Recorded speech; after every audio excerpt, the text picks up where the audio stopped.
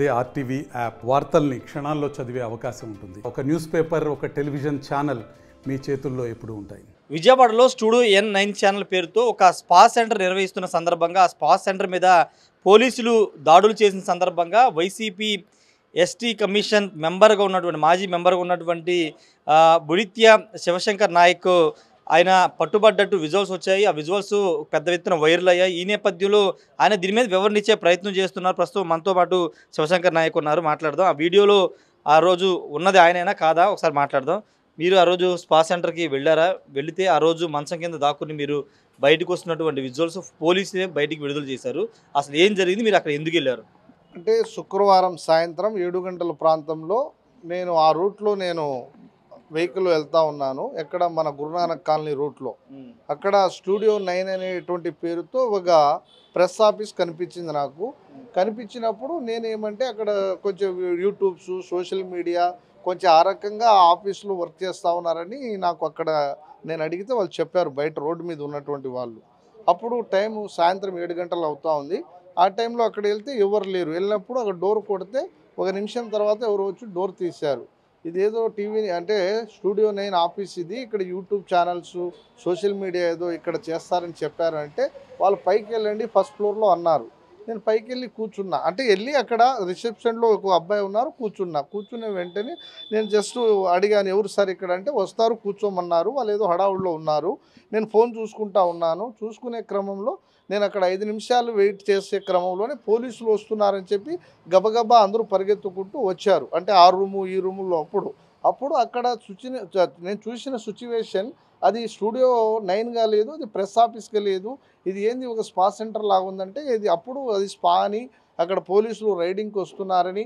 అప్పుడు నేను ఎందుకు ఇక్కడ నేను వెళ్ళిపోతానంటే అక్కడ సివిల్ డ్రెస్లో వచ్చినటువంటి వ్యక్తి, మీరు పోలీసులు మెట్లెక్కి వస్తున్నారు, నువ్వు వెళ్తే కనుక నీకు వాళ్ళు న్యూసెన్స్ చేస్తారు, అనవసరమైన క్వశ్చన్లు మిమ్మల్ని అడుగుతారు, కాబట్టి మీరు కొంచెం మొరుగున వెళ్ళండి రూమ్లో అంటే ఆయన ఎవరో ఏదో చెప్తున్నారు, వచ్చి వాళ్ళకి తెలిసేమో అని నేను అక్కడ వెళ్ళిన సందర్భంలో అదే వ్యక్తి మళ్ళీ మరుక్షణం వచ్చి నన్ను ఆ మంచం కింద ఆయనే వచ్చి ఆ మంచాన్ని పైకి తీసి ఆయన నన్ను లోపల దోపేసి మళ్ళీ బయటకు వచ్చి మళ్ళీ సిఐ గారిని తీసుకొని వచ్చి ఆయన సిఐ గారిని అతనితో పాటు ఒక అమ్మాయిని ఇంకొక వ్యక్తిని తీసుకొని వచ్చి డైరెక్ట్గా రూమ్లో ఎంటర్ అవుతానే ఆయనకి నన్ను దోపి వెళ్ళిన వ్యక్తి అతనే కాబట్టి డైరెక్ట్గా వీడియో నన్ను అలాగే పోలీస్ ఆఫీసర్ని తీయడం జరిగింది. అంటే నేను అక్కడ ఉన్నాననే విషయం ఆయనకు తెలుసు కాబట్టే, ఆ వ్యక్తి సివిల్ డ్రెస్లో ఉన్న వ్యక్తి కాబట్టి ఆ వ్యక్తే వాంటెడ్గా నన్ను అక్కడ వీడియో తీయడం జరిగింది. నేను వెళ్ళినటువంటి సందర్భం అది. అంతేగాని నేను అక్కడ ఎలాంటి అసాంఘిక కార్యక్రమాలు నేను పాల్పడలేదు. నేను నా డ్రెస్ కోడ్లోనే ఉన్నాను.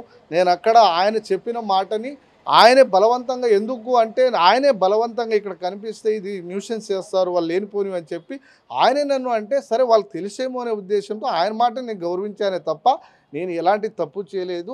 నేను అలా తప్పు చేసిన వ్యక్తి అయితే ఇవాళ నేను మీ ముందు వచ్చేవాడిని కాదు. కాబట్టి అక్కడ వాంటెడ్గా నా గౌరవానికి, అంటే నేను ఒక ట్రైబల్ లీడర్గా 20 ఇయర్స్గా 2 దశాబ్దాలుగా నేను చాలా కింది స్థాయి నుంచి, పేదరికం నుంచి, ఎక్కడో మారుమూల ప్రాంతం నుంచి వచ్చాను. నేను క్యారెక్టర్తో వచ్చాను సార్. నా జీవితం ఎప్పుడు కూడా ఎక్కడ మచ్చ లేకుండా వచ్చాను. అంటే నేను ఈ మధ్య కాలంలో నేను చేస్తున్నటువంటి పనులు కావచ్చు, నా ఎదుగుదల కావచ్చు, కొంతమందికి నచ్చక కొంతమంది నా మీద చాలా కుట్రలు చేస్తూ ఉన్నారు. ఇప్పటికీ నాకు అనేక రకాల బెదిరింపు కాల్స్ వస్తున్నాయి. నన్ను నా ఫ్యామిలీని టార్గెట్ చేస్తూ ఉన్నారు. నా ఎదుగుదల మీరు చెప్పిందంతా ఓకే, కానీ ఆ రోజు మీరు మంచం కింద దాక్కుని వీడియోలు తీస్తుంటే ముఖం దాచుకోవాల్సిన అవసరం మీకు ఏమొచ్చింది?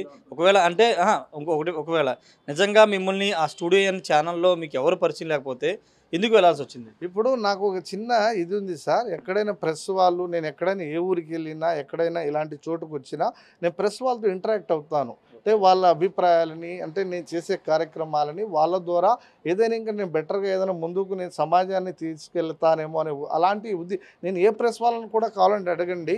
ఎక్కడైనా ప్రెస్ వాళ్ళు ఉంటే నేను అడుగుతా, సార్ మీ ఆఫీస్ ఎక్కడ, మిమ్మల్ని కలవాలి, మీ సలహా కావాలని అడుగుతాను. నేను ఆ ఉద్దేశంతో నా పరిచయం లేకపోయినా సమాజంలో తిరిగే వ్యక్తిగా నేను అక్కడికి వెళ్ళా. నాకేం పరిచయం లేకపోయినా చాలామంది ఇంటికి వెళ్తాము, చాలా ఆఫీసులకు వెళ్తాము, కలుస్తాం, వస్తాం. కానీ అక్కడ ఆఫీసు ప్రెస్ అని పెట్టి పైన ఆ కార్యక్రమాలు చేసేది మాకు తెలియదు. అంటే అక్కడ ఒక స్పా నడిపేది నాకు తెలియదు సార్. అంటే ఈ స్పా మీరు చెప్పే స్టూడియో 9 ఛానల్కి స్పా సెంటర్కి మధ్యలో ఒక హై టెక్నాలజీ సిస్టమ్ ఉంది, అంటే డిజిటల్ లాక్ సిస్టమ్ ఉంది. ఆ డిజిటల్ లాక్ అక్కడ ఉన్నటువంటి వాళ్ళు ఓపెన్ చేస్తేనే ఆ స్పా సెంటర్లోకి వెళ్ళగలం అనేది పోలీసులు కూడా చెప్తున్నారు. మరి ఆ లాక్కి మీకు ఎలా ఓపెన్ అయింది? మీరు స్టూడియోలో కూర్చున్న వాళ్ళు ఆ దాంట్లోకి ఎలా నేను వెళ్ళగలిగారు? స్టూడియోలో కాదు సార్, నేను అక్కడికి ఎంటర్ అవుతానే అక్కడ ఇలా ఒకటి ఇలా ఒక డోర్ ఉంది, 2 డోర్లు కొడితే అది తీయలేదు. ఈ డోర్ తీసాడు ఒక అబ్బాయి. ఎక్కడ ఆఫీస్ అంటే ఫస్ట్ ఫ్లోర్ అన్నాడు. నేను అతను తీసినప్పుడు నేను పైకి వెళ్ళిపోయా. దానికి లాక్ సిస్టమ్ ఉందా, దానికి లాక్ తీస్తేనే వస్తుందా అనే విషయం నాకు తెలియదు సార్. ఇప్పుడు నేను అక్కడ వచ్చాను, నాకన్నా ముందు ఒక వ్యక్తి అక్కడ నుంచి ఇటు వచ్చాడు, వాడు తెరిచినప్పుడు నేను లోపల వెళ్ళిపోయా. ఆ వ్యక్తి రాకపోయింటే నాకు అది తెలిసి ఉండేదేమో, అంటే ఆ డోర్ రాకపోయింటే నేను కొంత ఏదైనా వెయిట్ చేసి ఉంటే నాకు అప్పుడు తెలిసి ఉండేది ఇది లాక్ సిస్టమ్ ఉంది, లాక్ తీయాలని. లోపల నుంచి వచ్చే వ్యక్తి డోర్ తీసిన వెంటనే నేను లోపల వెళ్ళిపోయాను. నేను రెడీగా గుమ్మం దగ్గర ఉన్నాను కాబట్టి. పోలీసులు వస్తున్నప్పుడు మీరు వెళ్ళడం వల్ల ఇంకా ఇబ్బందులు ఎదుర్కొంటారని అప్పుడు మీకు అనిపించలేదు? ఎందుకంటే నేను ధైర్యంగా మీరు బయటకు వచ్చేస్తే నాకు సంబంధం లేదు, నేను పలానా వచ్చానని చెప్పడం కంటే లోపలికి వెళ్ళిపోయి మంచం కింద దాక్కోవడం వల్ల మీకు ప్రమాదం అని తెలియదా? నేను అక్కడ అలాంటి సిచ్యువేషన్ ఉందని, అలాంటి అసందర్భం ఉందని నాకు తెలియదు సార్. అంటే మీరు మంచం కింద దాక్కోసం రావడం వల్లే కదా ఎక్కువ మీకు ఇబ్బంది. నేను మంచం కింద దాక్కోవడానికి అక్కడ పోలీసులతో వచ్చిన వ్యక్తి నన్ను అక్కడ దాపెట్టాడు సార్. అంటే ఇంకా నేను ఇప్పుడు ఆయనే వాళ్ళు ఎవరనేది నేను న్యాయపరంగా చూసుకుంటా. వాళ్ళు పోలీసులతో వ్యక్తి డ్రెస్లో ఉన్నారు, అంటే సివిల్ డ్రెస్లో ఉన్నారు. ఆయనే వచ్చి నన్ను బలవంతంగా నువ్వు మంచం కింద దాక్కో అని ఆయన మంచం, ఇప్పుడు ఆ మంచాన్ని నేను ఎత్తలేను, నేను కింద పడుకునే వ్యక్తిని, మంచం చాలా వెయిట్ ఉంది, నన్ను ఆయనే వచ్చి ఎత్తి లోపల దోపి ఆయనే పోయి వచ్చి వీడియో తీశాడు సార్. ఇది కుట్రపూరితంగా జరిగింది. దీని వెనకాల చాలా పోలీసులు చెప్పలేదా నాకు సంబంధం లేదు, నేను ఇలా పలానా? నేను చెప్పితే వాళ్ళు వినే పరిస్థితి లేదు కదా. నేను వెంటనే ఫోన్ లాక్కున్నారు.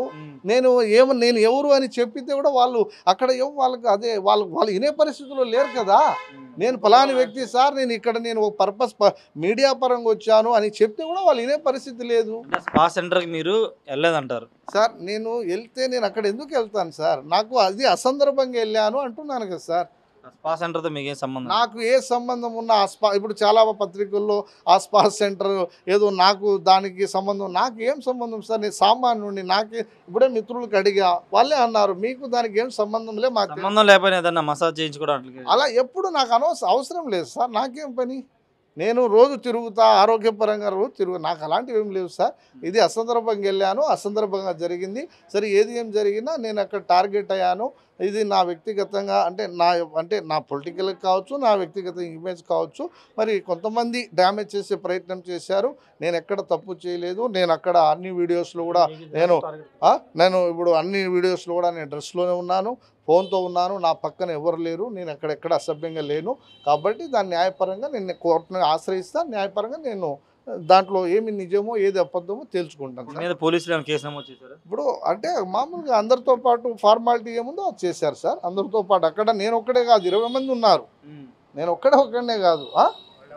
వాళ్ళు ఎవరు ఇప్పుడు వీడియో మరి పోలీసులు తీసిన వీడియో ఎలా బయట వచ్చింది సార్? ఇప్పుడు పోలీసులు తీసిన వీడియో ఇంతమంది రాలేదు, మరి నా వీడియో వచ్చింది. మరి పోలీసులు అక్కడ ప్రెస్ చాలా మంది వచ్చింది, 20 వీడియోలు కాదనడం లేదు సార్. అంటే నా వీడియోనే ముందు రిలీజ్ చేశారు వాళ్ళు.